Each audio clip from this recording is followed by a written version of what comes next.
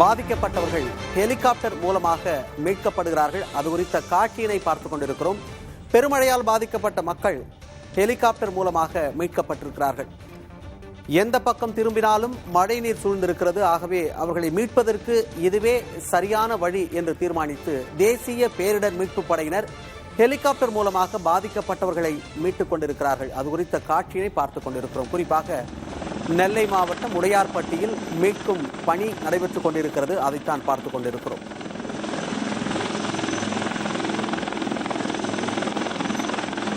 கூடுதல் விவரங்களோடு செய்தியாளர் மருதுபாண்டி இணைந்திருக்கிறார். மருதுபாண்டி, ஹெலிகாப்டர் மூலமாக பாதிக்கப்பட்டவரை மீட்கும் பணி நடக்குது நம்ம பார்க்கிறோம். இன்னும் எவ்வளவு பேர் அந்த மாதிரி மீட்க வேண்டிய தேவை இருக்கு?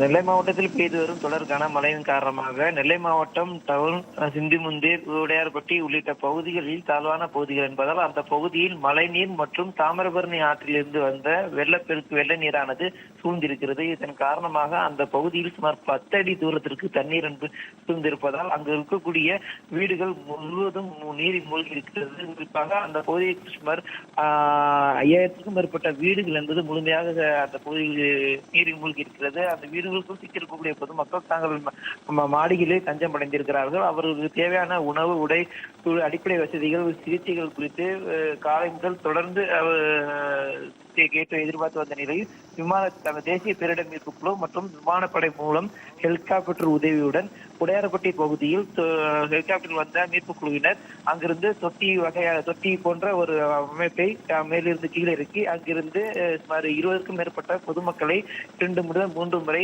அழைத்து சென்றிருக்கிறார்கள். அவ்வாறு அழைத்து செல்லப்பட்டவர்கள் அனைவரும் நெல்லை மாநகர ஆயுதப்படை மைதானத்தில் தற்போது இறக்கிவிடப்பட்டு அங்கு இருக்கக்கூடிய தற்காலிக முகாமில் தங்க வைக்கப்பட்டிருக்கிறார்கள். அவர்களுக்கு அங்கு தேவையான உணவு, உடை, முதலுதவி சிகிச்சை உள்ளிட்ட அனைத்து வகையான ஏற்பாடுகளும் செய்யப்பட்டு வருகிறது. இது போன்று அவசர தேவை இருக்கக்கூடிய மாநகரின் பல்வேறு இடங்களுக்கு இந்த ஹெலிகாப்டர் உதவியுடன் தொடர்ந்து மீட்பு என்பது தீவிரப்படுத்தப்பட்டிருக்கிறது. இருந்தாலும் வானிலை என்பது மிகவும் மோசமாக இருப்பதாலும் தொடர்ந்து மழை பெய்து கொண்டிருப்பதன் காரணமாக ஹெலிகாப்டர் மூலமாக அதிக அளவு மீட்பு பணி என்பது ஈடுபடுத்த முடியவில்லை. குறைந்த அளவே மீட்பு பணி என்பது செய்யப்பட்டு வருவதாகவும் தகவலானது தெரிவிக்கப்பட்டிருக்கிறது. இருப்பினும் மற்ற பகுதிகளுக்கு மழை நின்றவுடன் படகுகள் மூலமும் மீட்பு பணியை தீவிரப்படுத்தவும் திட்டமிடப்பட்டிருக்கிறது. அதற்காக கூடுதல் மீட்பு பணியாளர்கள் வரவழைக்கப்பட்டிருக்கிறார்கள். தொடர்ச்சியாக விவரங்களை சேகரியுங்கள் மருதுபாண்டி. பாதிக்கப்பட்டவர்களை ஹெலிகாப்டர் மூலமாக மீட்கிறார்கள். அது குறித்த காட்சியை பார்த்துக் கொண்டிருக்கிறோம். தேசிய பேரிடர் மீட்பு படையைச் சேர்ந்தவர்கள் மீட்பு பணிகளில் ஈடுபட்டு வருகிறார்கள்.